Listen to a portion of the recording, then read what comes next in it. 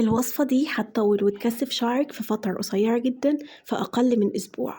عليكي بيها. وصفة جميلة مكوناتها بسيطة قوي، بتطول وبتكثف وبتزود الشعر وبتخليه غزير جدا جدا، وبتعالج التساقط وشيب الشعر والصلع. السلام عليكم ورحمة الله وبركاته. ازيكم يا حبايبي؟ يا رب تكونوا بخير. جايبه لكم النهارده بقى وصفة جميلة جدا جدا، بسميها الوصفة المعجزة لتطويل وتكثيف الشعر. هتعالجي تساقط الشعر، هتعالجي الفراغات، وكمان هتعالجي الصلع او الصلع المبكر، الصلع الوراثي. في ناس كتير جدا الصلع الوراثي ما بتعرفش تعالجه. الوصفة دي كمان هتعالج شيب الشعر. فبصراحة انا شايفة ان هي وصفة واحدة في حوالي 300 وصفة، فهتوفر عليكي مجهود كبير جدا جدا عشان تعملي كل الوصفات. فانا جبت لكم وصفه واحده شامله كل مشاكل الشعر. الوصفه دي بقى بجانب انها بتعالج كل المشاكل دي، بتطول الشعر، بتكثفه في حاجه ما شاء الله جميله جدا جدا، ومتاكده ان هي هتعجبك وهتجيب معاكي نتيجه من اول استخدام. تعالوا مع بعض نعرف ايه هي الوصفه دي. لكن قبل ما تبداي الوصفه تتفرجي عليها، لايك للفيديو، اشتراك في قناتي، تفعيل زر الجرس. 90% من المتابعين بتوع القناه مش عاملين لايك او اشتراكات في القناه، فانا ده شيء بيزعلني جدا جدا يا بنات.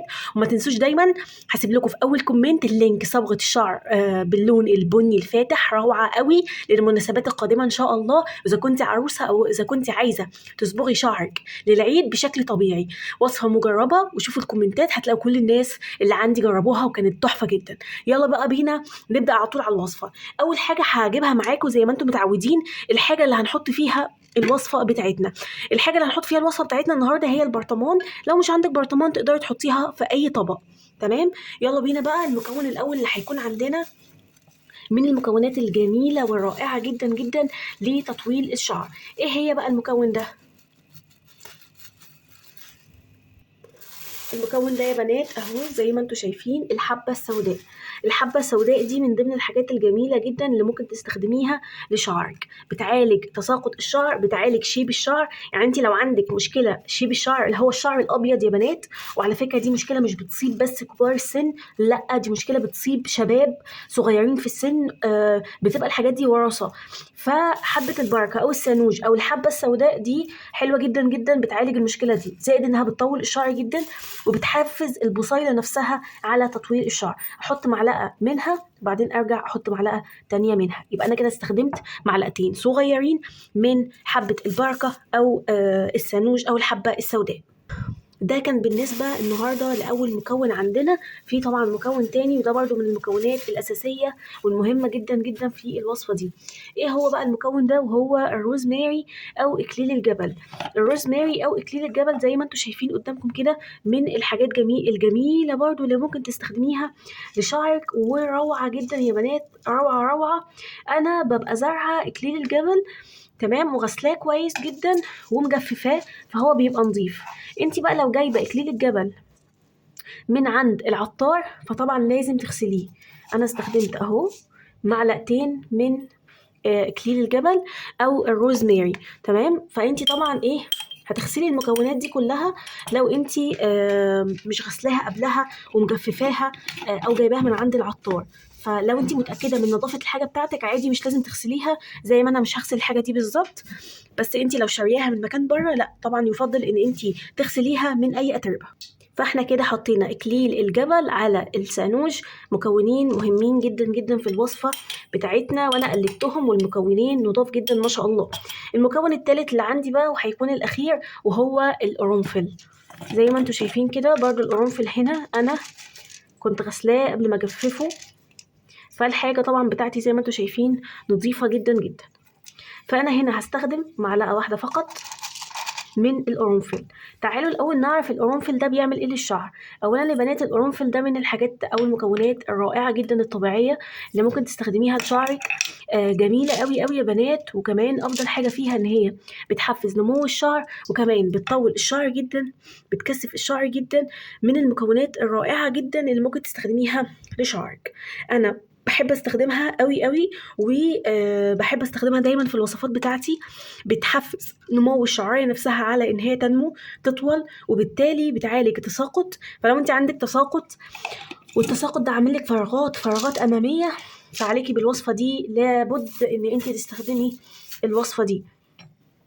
هبدا ان انا اقلب المكونات بتاعتي بهدوء بالشكل ده، وهضيف طبعا المكون بقى اللي هو الأساسي اللي هو المكون الشيال بتاع الوصفة بتاعتنا دي النهاردة. برضو من ضمن الحاجات المهمة جدا جدا في الوصفة دي يا بنات إن المكونات تكون مغسولة زي ما أنا قلت لكم. المكون ده بقى يا بنات اللي هو أي زيت عندك. أنا هنا مستخدمة زيت زيتون بكر. تمام. تقدري ان انت تجيبي زيت الزيتون البكر ده من عند اي عطار او اي حد ثقه او عطار ثقه. ليه بقى عند عطار ثقه مهم جدا ان انت تجيبي الزيت زيتون من عند عطار ثقه؟ لان انت ممكن تلاقي العطار حاطين عليهم مثلا مواد حافظه، وبالتالي بتضيعي مثلا فوائد الزيت. فبصراحه انا عارفه عطار ثقه وبقدر ان انا اجيب منه الزيت بتاعي. بحط نص الكميه زيت. تمام. وبعدين بضيف مثلا نوع تاني من الزيت. انت حابه تحطي نوع واحد بس من الزيوت ما فيهاش اي مشكله. انا بتكلم عن يعني انا ذوقي الشخصي ان انا بحب احط نوعين من الزيت. النوع الاول زيت الزيتون، النوع التاني هقولك ايه هو. الزيت التاني اللي بحب استخدمه هو زيت اللوز الحلو. زيت اللوز الحلو برضو ده من ضمن الحاجات الجميله جدا اللي ممكن تستخدميها لشعرك. هتقولوا لي ليه بقى؟ زيت اللوز الحلو من الزيوت اللي بتنظف فروة الشعر وبتعالجها وبتخليها يعني صحية جدا. بتعالج القشرة. الناس اللي عندهم قشرة يستخدموا الوصفة دي. معروف ان زيت الزيتون بينظف فروة الشعر. فالوصفة دي هتبقى حلوة جدا جدا ليكي. طبعا هكمل باقي الازازة او البرطمان ده زيت الزيتون. فطبعا لو انت عايزة تعرفي المقادير، حطيت 3 معالق كبار من زيت اللوز الحلو، وحطيت حوالي نص كوب من زيت الزيتون. لو حابة تحطي الكمية كلها زيت واحد، إذا كان زيت اللوز الحلو، إذا كان زيت الزيتون، إذا كان زيت جوز الهند، زيت العنب، زيت الجرجير، براحتك. أي نوع زيت تقدري إن انتي تستخدميه. هكمل يا بنات بقى زي ما قلت لكم باقي البرطمان بزيت الزيتون زي ما أنا قلت لكم أهو الشكل ده. ما شاء الله يا بنات الزيت شكله جميل جدا جدا أهو. قلبي كده بشكل كويس. شايفين بقى الجمال؟ شايفين؟ بسم الله ما شاء الله. حلوة قوي قوي قوي. طريقة استخدام الزيت ده يا بنات سهلة جدا، بسيطة جدا اهو. ببدأ ان انا اغطي عليها زي ما انتوا شايفين بالشكل ده اهو يا حبايبي. بصوا حاجة جميلة جدا جدا. طريقة استخدام الوصفة زي ما أنا قلت لكم في بداية الوصفة بسيطة جدا جدا، وهي إن أنا بسيب المنقوع ده تماما محطوط كده على جنب لمدة 3 أيام تمام في مكان ضلمة. وبعد كده ببدأ أفتحه. عايزة تصفيه براحتك، مش عايزة تصفيه ده أفضل. أنا بصراحة مش بصفيه.